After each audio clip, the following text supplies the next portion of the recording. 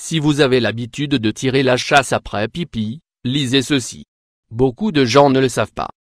Après chaque passage aux toilettes, nous avons ce réflexe de tirer la chasse au moment de nous lever.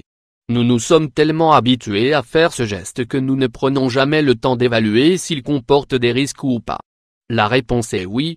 Tirer la chasse sans baisser la bâton des toilettes peut avoir un effet néfaste sur la santé. On vous explique tout. Nous utilisons les toilettes de nombreuses fois par jour et lors de chaque passage, nous ne manquons jamais de tirer la chasse. Un geste devenu tellement habituel que nous le faisons presque sans réfléchir. Seulement, cette habitude n'est pas sans inconvénient. Pour l'environnement ou pour la santé, les effets sont multiples et non négligeables. Tirer la chasse, un danger pour la santé? Le fait de tirer la chasse en lui-même ne présente pas directement un danger pour la santé, mais c'est le fait de ne pas rabattre le couvercle qui l'est. En effet, selon une étude publiée dans le Journal of Hospital Infection, tirer la chasse de cette manière entraîne la production d'aérosols, fines particules, ce qui peut à son tour conduire à une contamination des toilettes. Les chercheurs ont fait un test en utilisant la suspension fécale du Clostridium difficile, C. difficile, pour simuler la contamination bactérienne trouvée pendant une maladie, afin de mesurer l'aérosolisation de cette bactérie. Ils ont également mesuré l'étendue des éclaboussures qui ont lieu quand on tire la chasse. Les résultats de cette étude ont démontré que tirer la chasse sans rabattre le couvercle augmente les risques de contamination par la bactérie C. difficile. Celle-ci a été retrouvée dans l'air prélevé à une hauteur de 25 cm au-dessus de la cuvette des toilettes. La plus grande concentration de C.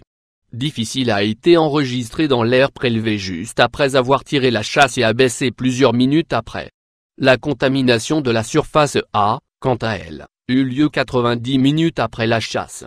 Verdict: veillez toujours à baisser le couvercle de vos toilettes avant de tirer la chasse pour éviter toute contamination par C.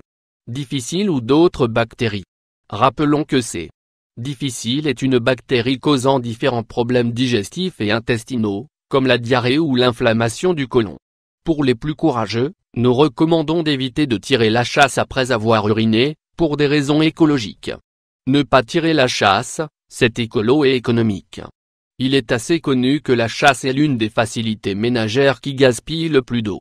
À chaque fois que vous finissez votre petite affaire et tirez la chasse, vous évacuez près de 6 litres d'eau.